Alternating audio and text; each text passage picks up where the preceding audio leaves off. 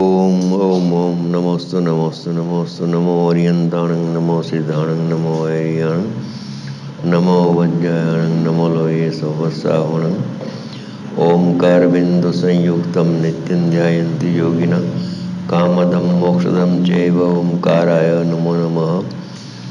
मंगलम भगवान वीरो मंगलम गौतमो गणि मंगलम कुंद कुंदार्यो जन धर्मोस्तु मंगलम सर्वमंगल मांगल्यम सर्वकल्याणकारकम प्रधानम सर्वधर्माणां जैनम जतु शासनम नमः समयिसाराय स्वानुभूत्या चकाशते चित्स्वभावाय भावाय सर्वभावांतर्चिते।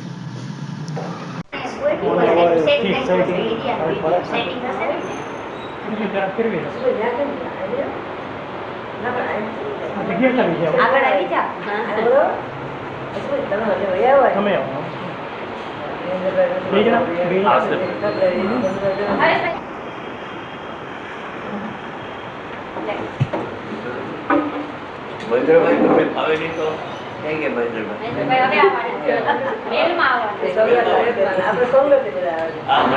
ને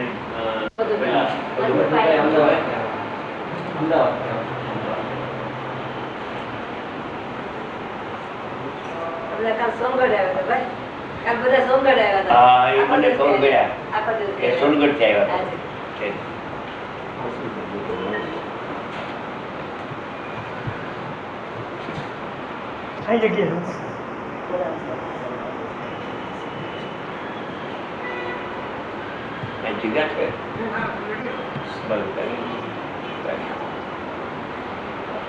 બોલો ભાઈ જ્ઞાકાર અવસ્થામાં નાયક જણાય છે એ વિશે જરા વિશેષ પ્રશ્ન એકદમ મુદ્દાનો છે, ખાસ સમજવા જેવું છે કે જ્ઞાકાર અવસ્થામાં નાયક જણાય છે કે જ્ઞેય જણાય છે.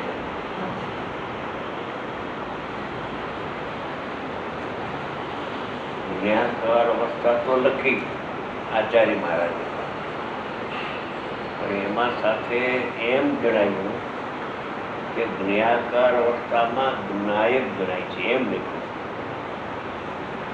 નાયક પણ જણાવ્યું એમ લખ્યું. તો હવે પેલું છે કે જ્ઞાકાર અવસ્થા એટલે શું? જ્ઞાકાર અવસ્થા એટલે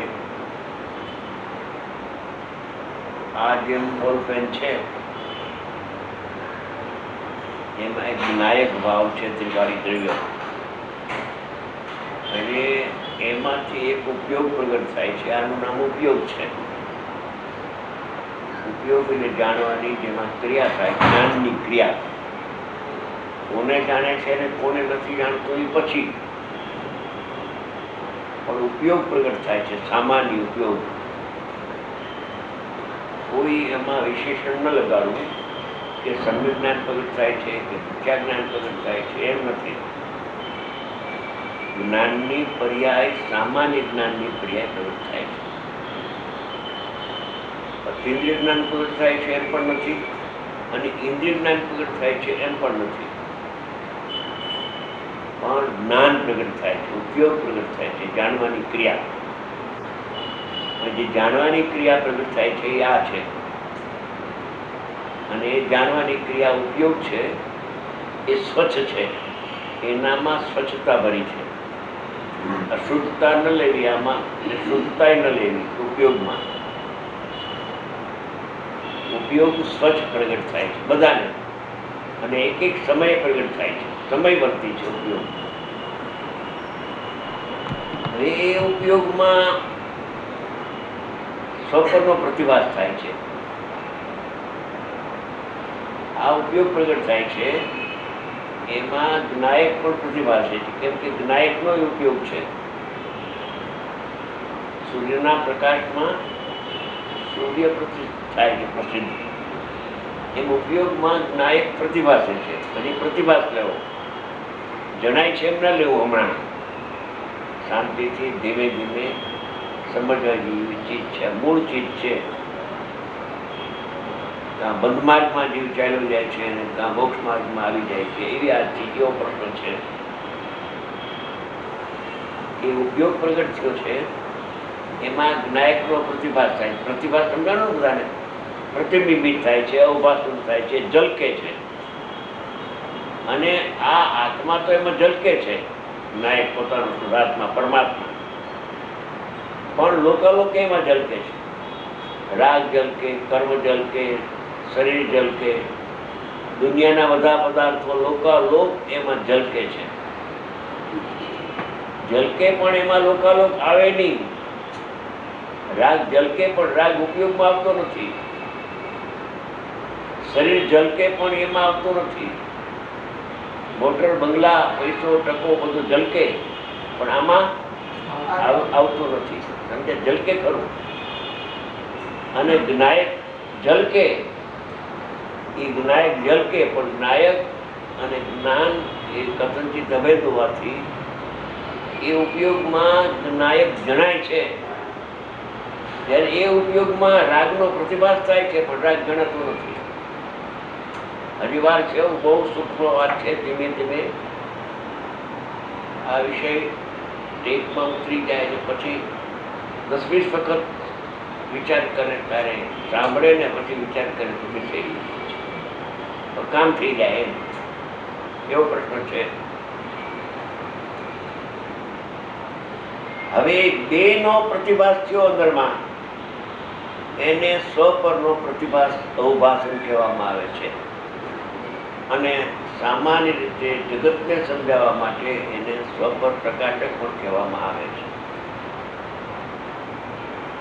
પણ છે પ્રતિભાસ. હવે એ ઉપયોગમાં બેનો પ્રતિભાસ થાય છે.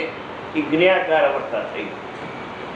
જ્ઞેય બે પ્રકારના, સ્વજ્ઞેય ને પરજ્ઞેય, બેનો પ્રતિભાસ થાય છે. એટલે જ્ઞાકાર અવસ્થામાં, એટલે બેનો પ્રતિભાસ થાય છે. તેમાં આચાર્ય ભગવાન એમ કહે છે કે જ્ઞાકાર અવસ્થામાં જ્ઞાયકપણે જણાયો. જ્ઞાકાર અવસ્થા થઈ, એમાં રાગપણે આત્મા છે એમ જણાયો નહીં, શરીરપણે છે એમ જણાયો નહીં, અથવા રાગ જણાયો નહીં, અથવા શરીર જણાયું નહીં, પણ ઝલકવું, ઝલકે પણ જણાય નહીં. અને જ્ઞાયક ઝલકે અને જણાય પણ ખરો.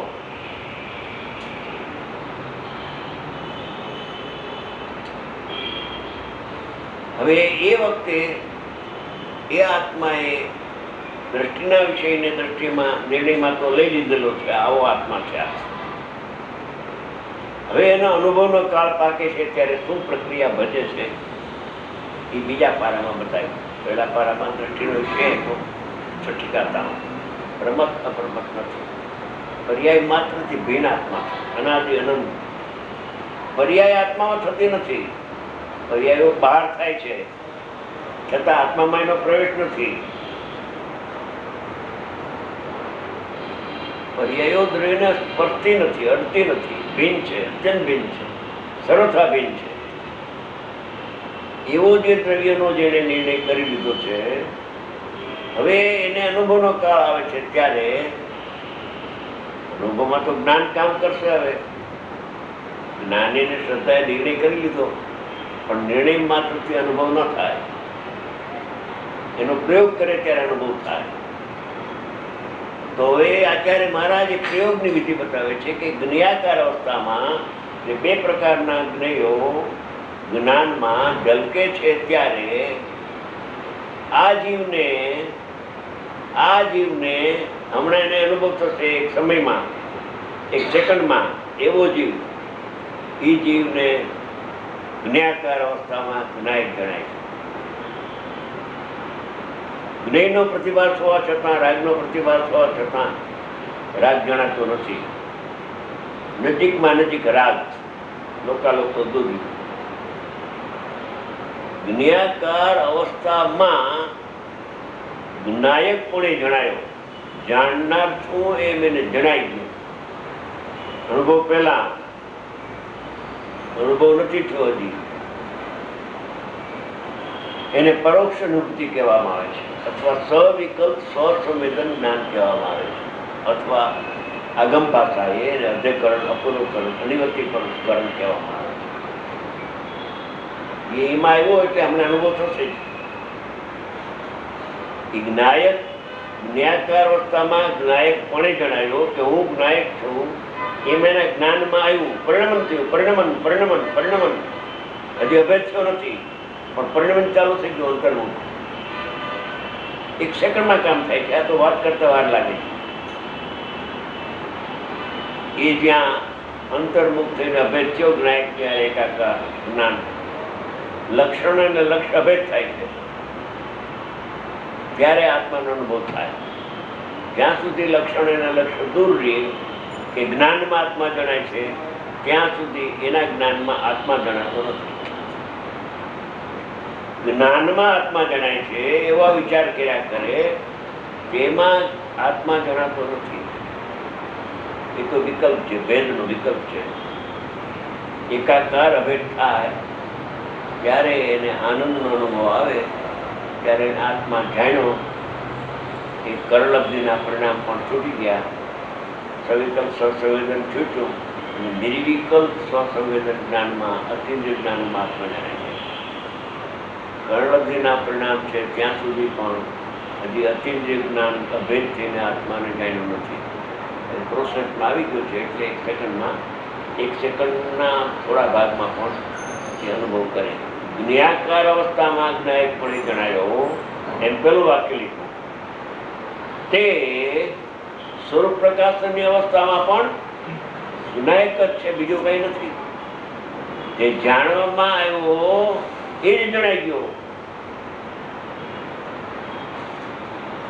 આ એક થોડા સમયની અંદર આ પ્રક્રિયા બની જાય છે. કરણબુદ્ધિના પરિણામ આવ્યા પછી એને વાર લાગતી નથી, અનુભવમાં એનો ટાઈમ લાગતો નથી, પછી પાછો ફરતો નથી.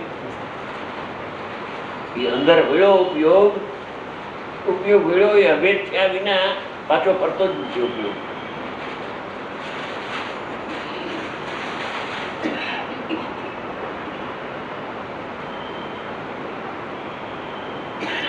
એનું નામ અનુભૂતિ છે. પેલા પારામાં કહ્યું કે આવો જે આત્મા પ્રમદ પ્રકરણનો જે છે એને શુદ્ધ કહેવાય છે, અને તે પરદેવના ભાવોથી ભિન્નપણે ઉપાસવામાં આવતા શુદ્ધ કહેવાય છે. ઉપાસના કેમ કરવી એ એમાં નથી લખ્યું. પેલા પારામાં લખ્યું નથી ઉપાસના કેમ. ઉપાસના કરવાથી અનુભવ થાય છે એ વાત સાચી છે. ઉપાસના કેમ કરવી એની પ્રક્રિયા પેલા પારામાં છે જ. બીજા પારામાં આખી પ્રક્રિયા એ બતાવે. ભાઈ પ્રશ્ન છે કે જ્ઞાકાર અવસ્થામાં જ્ઞાયકપણે જણાયો એનો અર્થ શું? એવો મુંબઈવાળાનો પ્રશ્ન છે. પ્રશ્ન કર્યો એને જવાબ આપવામાં આવે છે. બેસાડો તો પોતાને છે. આખી પ્રક્રિયા બીજા પારામાં થઈ. ઉપાસવામાં આવતા શુદ્ધ કહેવાય છે, સાચી વાત છે. વાતો કરે કે શુદ્ધ છે એમ નહીં. ઉપાસના કરીએ તો શુદ્ધ કહેવાય, અનુભવ થાય તો. પણ ઉપાસના કેમ કરવી?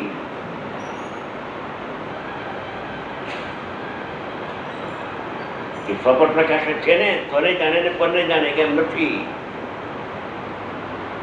એમ નથી. એમાં એમ લખ્યું નથી. જ્ઞાકાર અવસ્થામાં જ્ઞાયકપણે જણાયો, સ્વપરપણે જણાયો એમ લખ્યું નથી. લખ્યું છે નથી લખ્યું? ભાઈ કે વાંચ્યું લખ્યું હોય તો વાંચે ને. એમાં લખ્યું નથી. મેં વાંચ્યું છે, નહીં વાંચ્યું, બધાએ વાંચ્યું.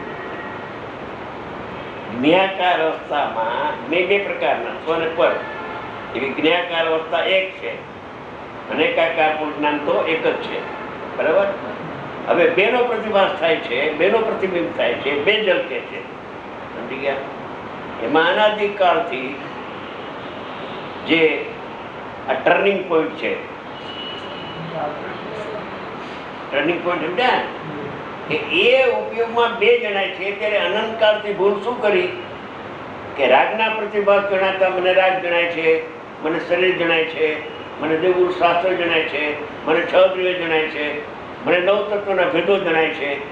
એમાં ઇન્દ્રિય જ્ઞાન ઉત્પન્ન થઈ ગયું બંધ માર્ગમાં થયું. હવે જ્યારે એની યોગ્યતા કાં સાક્ષાત ગુરુ મળે અને કાં દ્રવ્યશ્રુત મળે, બે પ્રકાર છે ને આ પંચમ કાળમાં. કાં નિમિત્તપણે સંકેત સમ્યક દ્રષ્ટિ હોય ને કાં સમ્યક દ્રષ્ટિ કાયમ રહેતા નથી પંચમ કાળમાં. એટલે એમને લખ્યું કે દ્રવ્યશ્રુત નિમિત્ત થાય છે. નિયમ સાર કોઈને દ્રવ્યશ્રુત નિમિત્ત થાય છે ત્યારે એની પ્રક્રિયામાં આવીને અનુભવ કરી લે છે. હવે આ પ્રશ્નનો જવાબ મેં આપ્યો. એમાં જ્ઞાકાર અવસ્થા શું નહીં કેમ જણાય ને એ જરા તમને લાગતો હોય તો વિચાર કરીને અત્યારે તો બપોરે પૂછજો. અહીં તો તમે 3 દિવસ આવ્યા છો 3 દિવસ માટે, બરાબર ને? આજ બપોરે છે 4 થી 4:45, કાલે છે 4 થી 4:45. સવારના તો લિમિટેડ છે, બાકી જાહેરમાં તો ગમે તે લિમિટેડ એટલે ના આવી શકે એમ કહેવાનો અર્થ નથી.